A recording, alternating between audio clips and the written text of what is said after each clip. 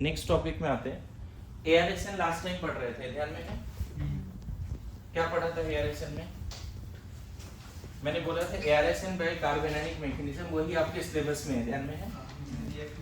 एआरएसएन कार्बोनाइलिक mechanism है ना, दोनों डिस्कस करते हैं। एआरएसएन बाय सी माइनस मैकेनिज्म ये बता दिया था, लेकिन एक बार रिकैप करा देता हूं। और यहाँ पे एआरएसएन बाय बेंजाइन मैकेनिज्म। देखो इसमें हमने क्या बोला था, ड्रास्टिक कंडीशन लेने पड़ते हैं, राइट?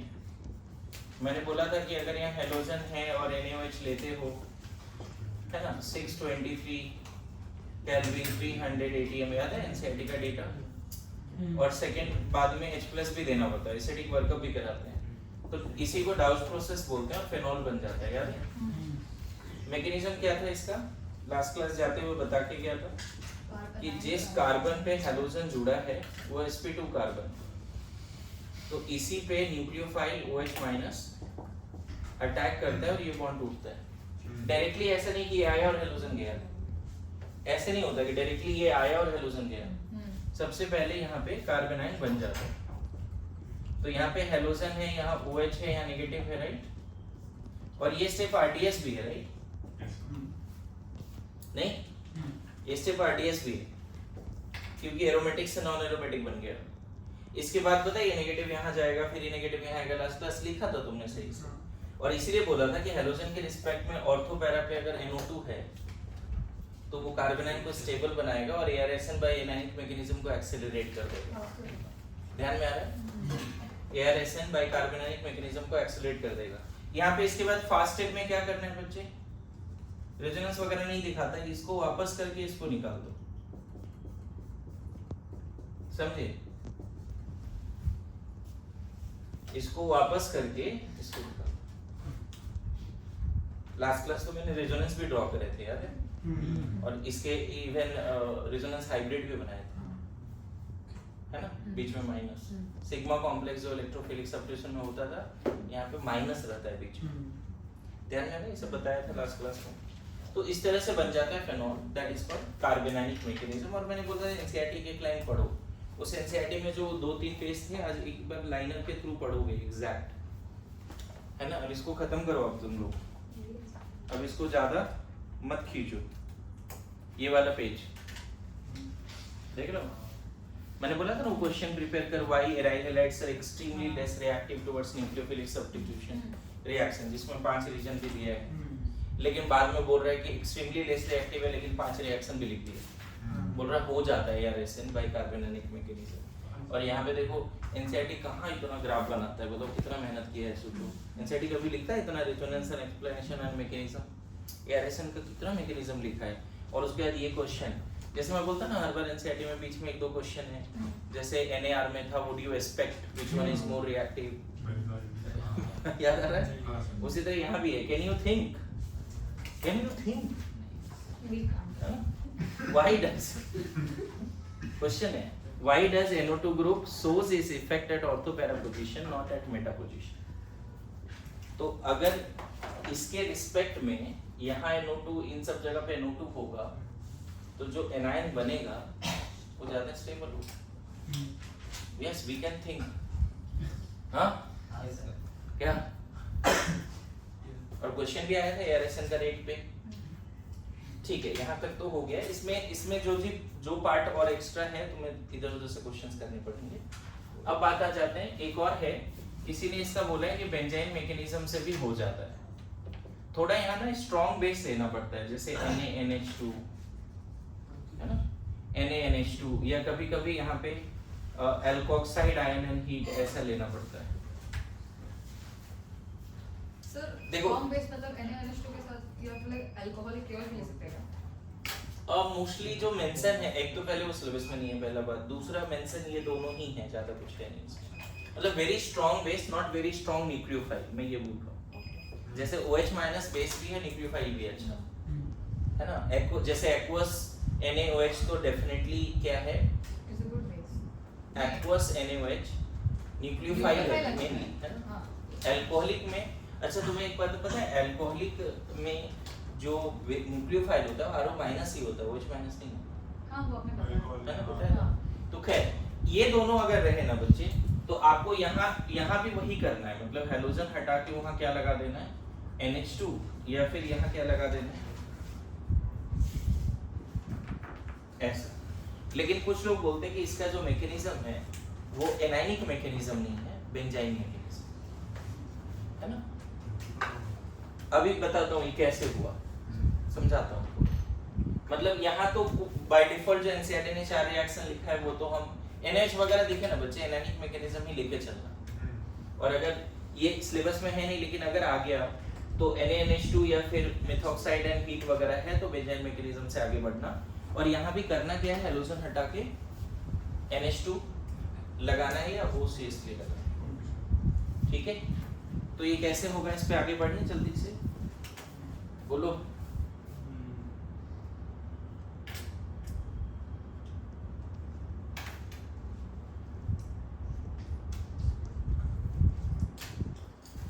जल्दी लिखिए इसको।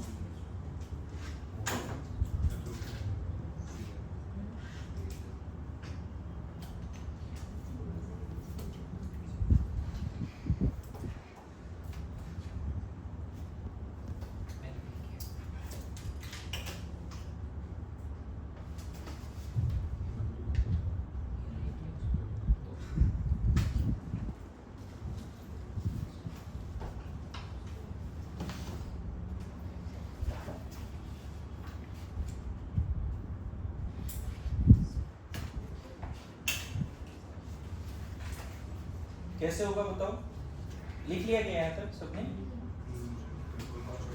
हाँ, बेंजाइन मैकेनिज्म कैसे होगा बता सकते हो कोई? देखो अभी जो 2 मैकेनिज्म बोर्ड पे है, एक तो मैंने मैकेनिज्म भी बता दिया, दूसरा भी बताया नहीं, दूसरे पे बात करने वाला हूँ। ये ना कहीं रेट अगर बात करोगे एनायनिक मैकेनिज्म में, कभी पूछ देगा इसका रेट किस पे डिपेंड करेगा। तो देखो तो फेनाइल हैलाइड एंड न्यूक्लियोफाइल दोनों पे कर रहा है ना। RDS state ARSN by anionic mechanism में रेट किस पे डिपेंड कर रहा है? RDS स्टेट में क्लोरोबेंजीन और न्यूक्लियोफाइल दोनों। तो ये वाले का जो ऑर्डर एंड मॉलिक्युलरिटी है वो कितना है बच्चे? 2 है। समझ में आ रहा है? कहीं ना कहीं इसको ARSN2 भी बोल सकते हो। ARSN2 कार्बोनाइलिक मैकेनिज्म को क्या बोल सकते हो? ARSN2। बेंजाइन मैकेनिज्म में ना देखो मुझे पता तो है, लेकिन मैं एक बार देख रहा था ऐसे ही, कभी-कभी बुक देख लेना चाहिए। तो क्लाइडेन में पता है क्या लिखा है यहाँ पे, तुम सुनोगे तो तुम हंसोगे। This is one of the last mechanism, there is one last mechanism for aromatic nucleophilic substitution. बोल रहा है लास्ट, एक तो ये है ARSN2, बोल रहा है एक और है, there is one last mechanism for aromatic nucleophilic substitution, and you may feel that this is the weirdest होता है ना, weird, most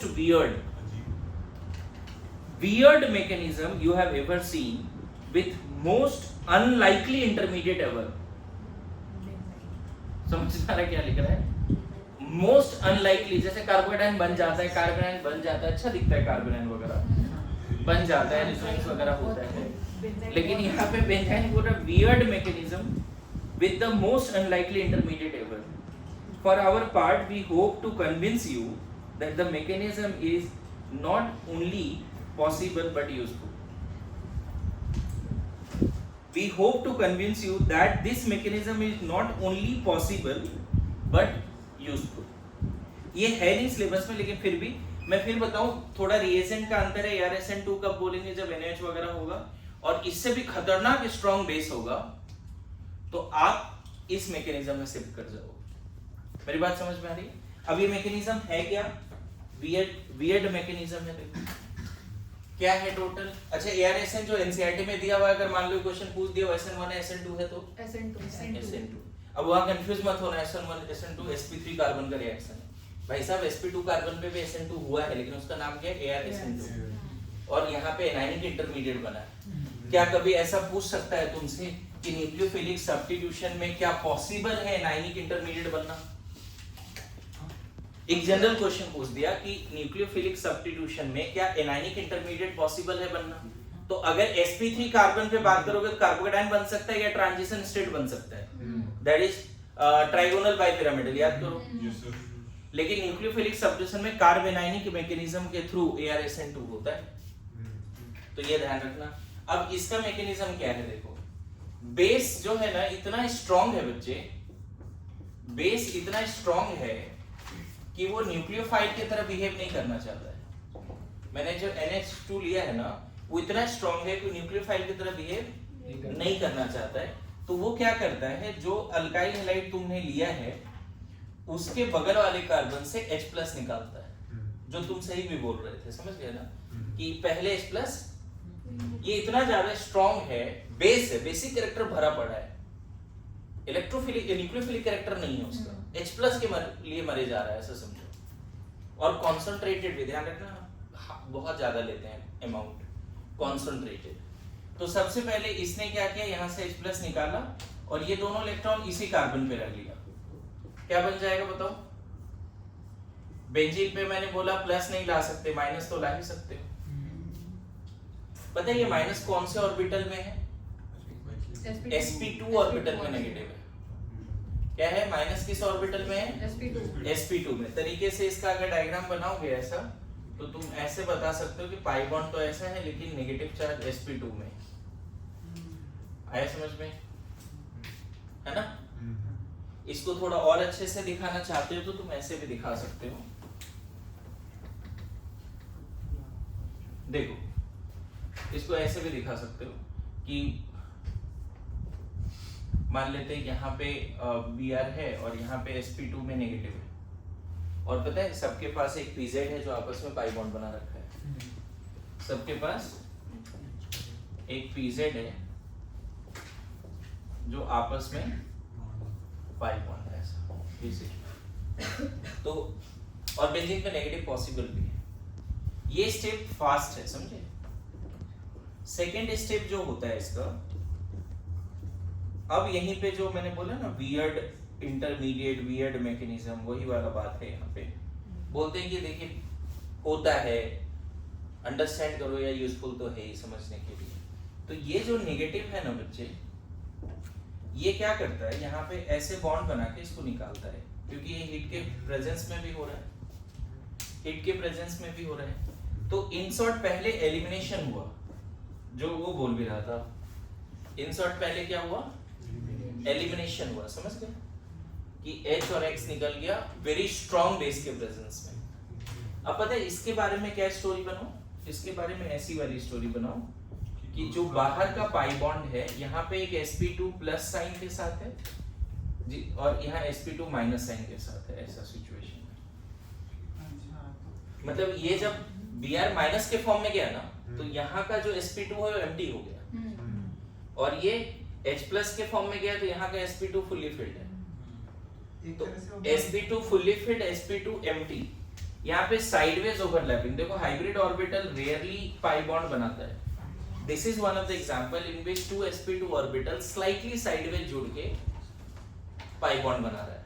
hybrid orbital never form pi bond except benzyne intermediate. और जब नाम ले रहे हैं बेंजाइन इंटरमीडिएट मतलब कहीं ना कहीं एक्सपेरिमेंटली डिटेक्ट हुआ है। ये जो ट्रिपल बॉन्ड है ना वहाँ पे, ये वाला पाई बॉन्ड कैसे बना है, pz से, जबकि ये वाला पाई बॉन्ड कैसे बना है, sp2 से। होना तो चाहिए बिल्कुल, लेकिन साइडवेज है ना, sp2 कोएक्सियल नहीं है, sp2 साइडवेज है। तो इनका हाइब्रिडाइजेशन sp2 ही है। इसको ऐसे भी समझ सकते हैं, देखो यहाँ पे जो sp2 है और यहाँ जो sp2 है वो साइडवेज इस तरह से जुड़ गए, समझ गए, साइडवेज इस तरह से जुड़ गए। और बहुत वीक एसोसिएशन है ये, बहुत अच्छा बॉन्ड नहीं है जी, टेम्पररी बना और फिर खत्म भी होना है इसको। और इन सब के पास क्या है, pz है, आ रहा है समझ में, इन सब के पास pz है जो आपस में पाई बॉन्ड बना रखा है। देखो तो नहीं लग रहा है कि यहाँ जो एक बाहर वाला पाई बॉन्ड है वो कैसे बना है, sp2 से, और अंदर वाला पाई बॉन्ड तो मैं बताऊं बेंजाइन प्लेनर है और अभी भी पैरेलल पीस सिस्टम में इसके पास 6 इलेक्ट्रॉन है, इसीलिए benzene is the reaction intermediate highly unstable reaction intermediate, but yes, it is aromatic and planar. Aromatic and planar. ये वाला पार्ट है। याद करो लास्ट माइनर में क्वेश्चन गलत किया था, मैंने बोला था कभी पढ़ाऊंगा आगे, याद आ रहा है कभी? जिसमें नेगेटिव चार्ज को सिर्फ माइनस आई से स्टेबिलिटी देखना पड़ता था, बहुत पहले कभी बताया था, तो वो वाला पार्ट अभी डिस्कस होगा, फोकस करो। लास्ट माइनर में कुछ इस टाइप का क्वेश्चन आया था और आई डोंट नो कि क्यों बेंजाइन वाले रिलेटेड क्वेश्चन दिया था, वो देखना पड़ेगा क्वेश्चन क्या है एग्जैक्टली।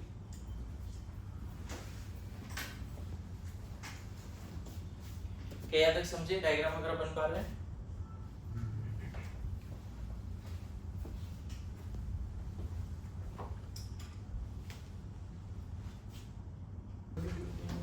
हाँ इधर इधर। इसके बाद क्या होगा बताओ? क्योंकि ये हाईली अनस्टेबल इंटरमीडिएट है वो, बातें नहीं, हाईली अनस्टेबल इंटरमीडिएट है वो, राइट? बोलो।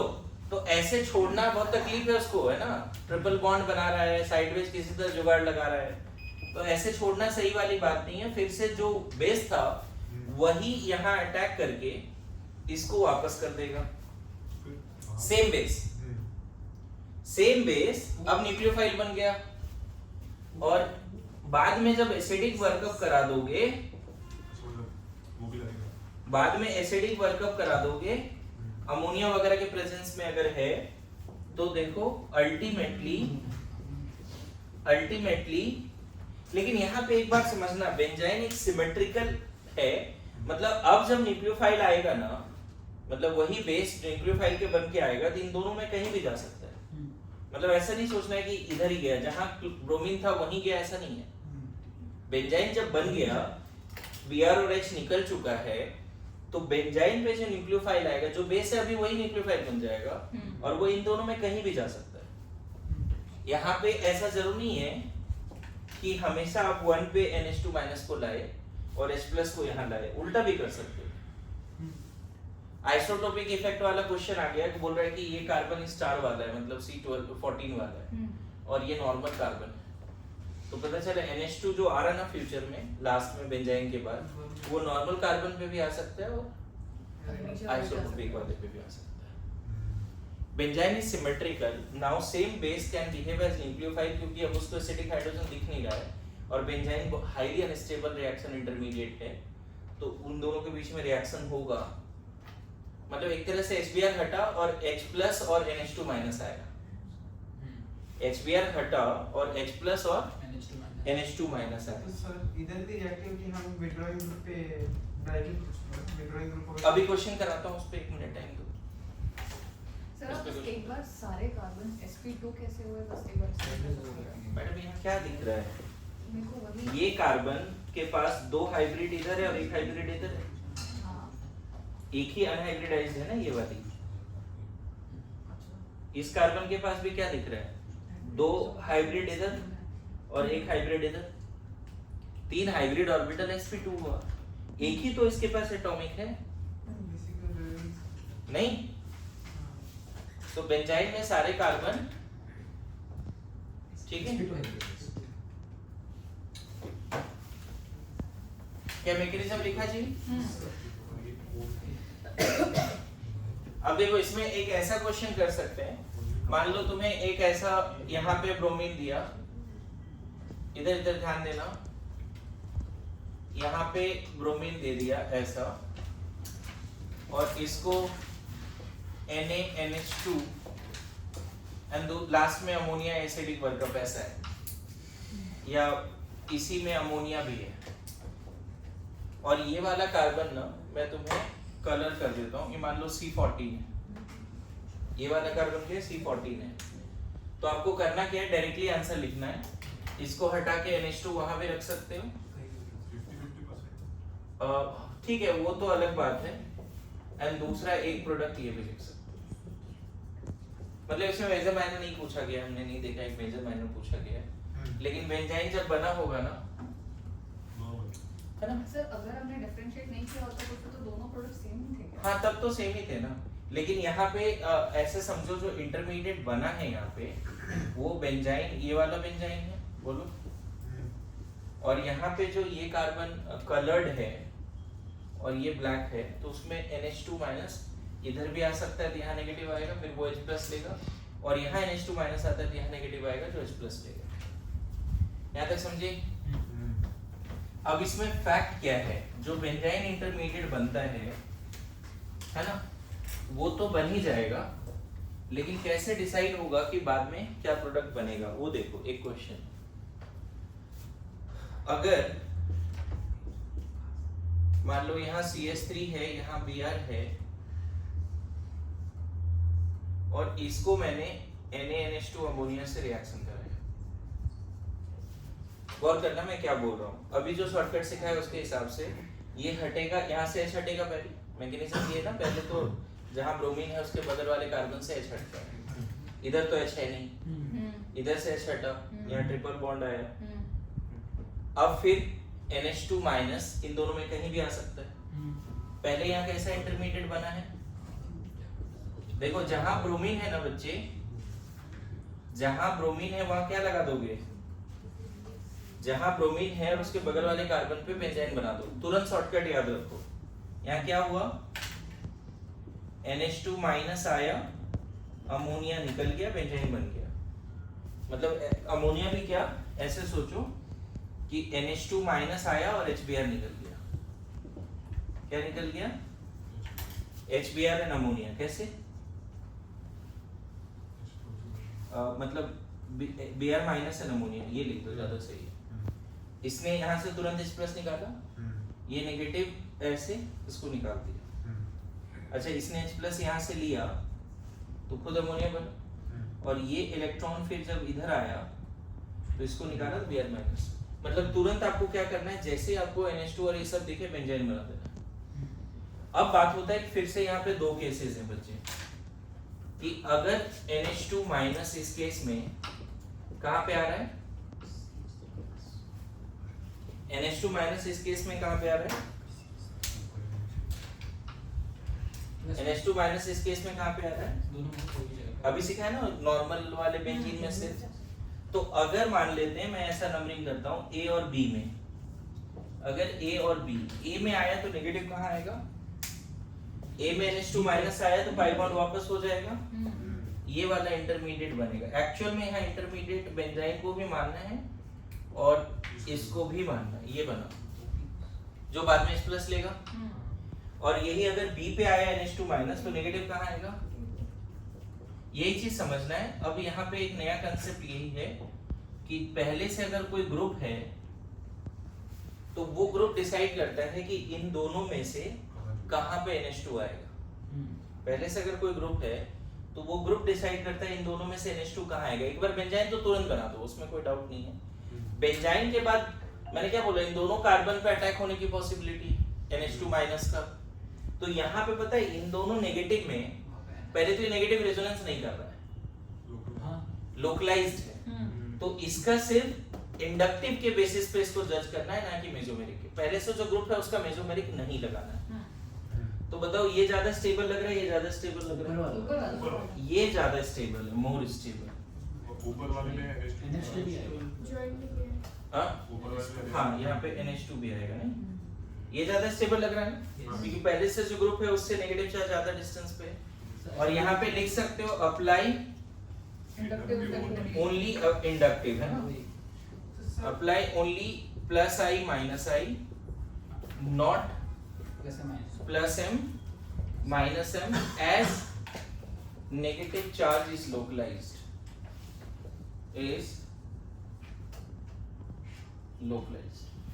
ये कंसेप्ट है बस।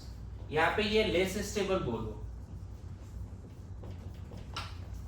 लेस स्टेबल मतलब मैं क्लियर बोल दूं कि इस क्वेश्चन का जो फाइनल आंसर है वो ये है मेजर प्रोडक्ट।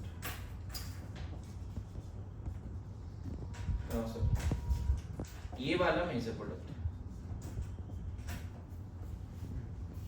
क्योंकि मोर स्टेबल जो बना अब वो H प्लस ले लेगा लास्ट में, एसिडिक वर्कअप करा तो इसी से ये बन जाएगा,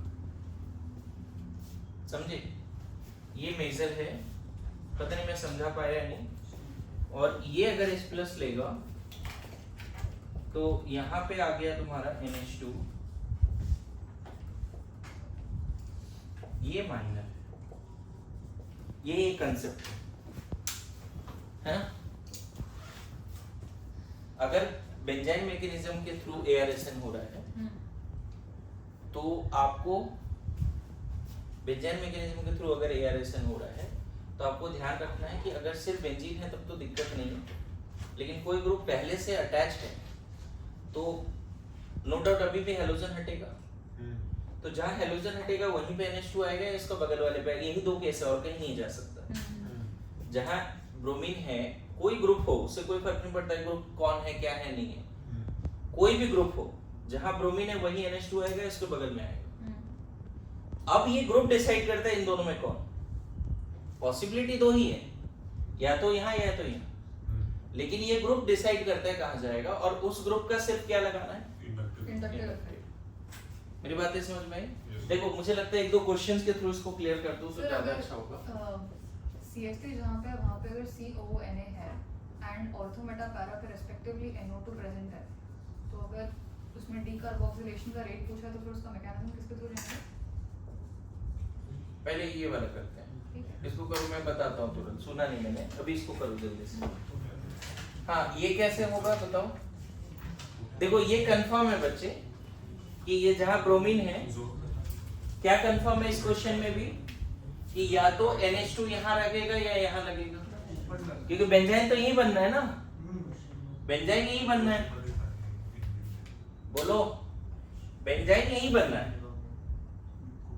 तो यहाँ जो नेगेटिवली चार्ज न्यूक्लियोफाइल वगैरह दिख रहा है वो कहाँ जोड़े, इसमें जोड़े या इसमें जोड़े, वो तुम्हारे पास एक क्वेश्चन है। नीचे जोड़ेगा ना? मतलब मैं प्रोडक्ट लिख देता हूँ, अब मेजर तुम बता देना। नीचे जोड़ेगा। देखो ध्यान देना, अभी जो सिखाया अगर वो समझ गए होगे कि जो प्रीवियसली बॉन्डेड ग्रुप है उसका सिर्फ क्या लगाना है, हाँ तो वो यहाँ पे बेस NH2 नहीं लिया ना, इसीलिए इस आदत को बदलना है, हर बार NH2 नहीं।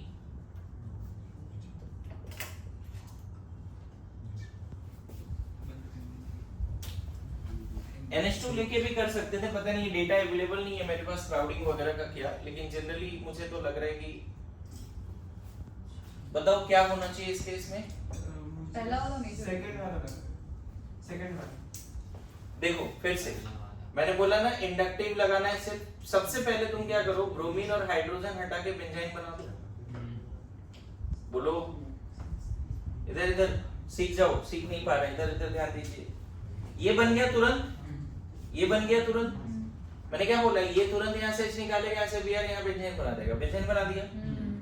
अब तुम्हें CH3 माइनस को अगर यहाँ जोड़ोगे तो नेगेटिव यहाँ आएगा और ये नेगेटिव कहीं ना कहीं माइनस आई ग्रुप है, तो मेजर प्रोडक्ट ये कंफर्म। क्या बोला समझ में आ रहा है? फिर से रिपीट करो, बेंजाइन बनाने के बाद CH3 माइनस अगर इस कार्बन पे आता है, CH3O माइनस अगर इस कार्बन पे आता है तो इधर नेगेटिव आएगा और ये नेगेटिव इसके माइनस आई की वजह से ज्यादा स्टेबल, क्योंकि वो प्लस M लगाना ही नहीं है उसका प्लस M नहीं लगाना है। फिर से बोल रहा हूँ benzyne mechanism as in syllabus में है नहीं, इसलिए परेशान भी होने का जरूरत नहीं, लेकिन हो सकता है कि माइनर वगैरह में आ जाए आपका, ठीक है।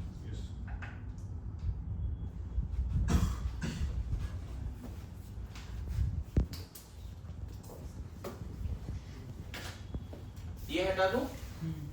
देखो क्लाइडेन का सवाल है, अभी एक सवाल क्लाइडेन में दिया हुआ है, ये सवाल है कि यहाँ पे OCH3 है, यहाँ क्लोरीन है और इसको NaNH2 से रिएक्शन कराया है, मेजर प्रोडक्ट बताना है, क्लाइडेन का सवाल है। और मेजर कैसे लिखना है उसका प्रॉपर स्टेप्स वगैरह सब लिखा है यहाँ पे। देखो पहले बेंजाइन बनाया, फिर नेगेटिव कहाँ आना चाहिए, वो सारी चीजें। 2-3 सवाल मैं यहाँ से करा देता हूँ क्लाइडेन का, हो सकता है ये पार्ट ही सही हो जाए, फिर ज्यादा नहीं है, 3 सवाल है, तीनों कर लेते हैं, ठीक है। सो फिर से यहीं पे ट्रिपल बॉन्ड बनेगा, ट्रिपल बॉन्ड यहीं बनेगा। सबसे पहले बेंजाइन बनाया क्या, बेंजाइन बना के कार्बेनाइन की स्टेबिलिटी के हिसाब से आगे बढ़ना, ये बना लिया। अब बताओ ये जो NH2 माइनस है A या B किस पे जाएगा? अगर B पे गया तो यहाँ नेगेटिव और यहाँ जो नेगेटिव होगा वो इसकी वजह से स्टेबल हो जाएगा क्योंकि उसका प्लस हम नहीं देखना है, सिर्फ क्या देखना है माइनस आई। तो डायरेक्टली आंसर लिख दो बच्चे, B पे भेजो और मेजर प्रोडक्ट ही डायरेक्ट लिखो। तो मेजर प्रोडक्ट ये देखा गया है इस क्वेश्चन का, तो मैं माइनर लिख भी नहीं रहा हूँ, चलेगा?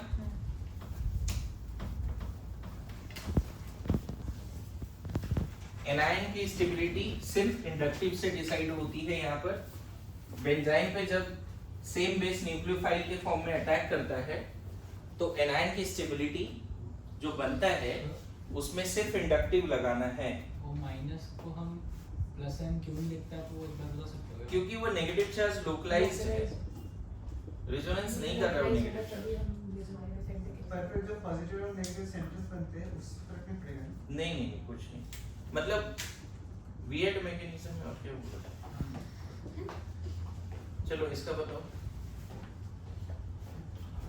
मैंने थोड़ी लिखा है, ये one of the best book है ऑर्गेनिक केमिस्ट्री की, क्लाइडेन, जो बीएससी में लोग पढ़ते हैं, है ना?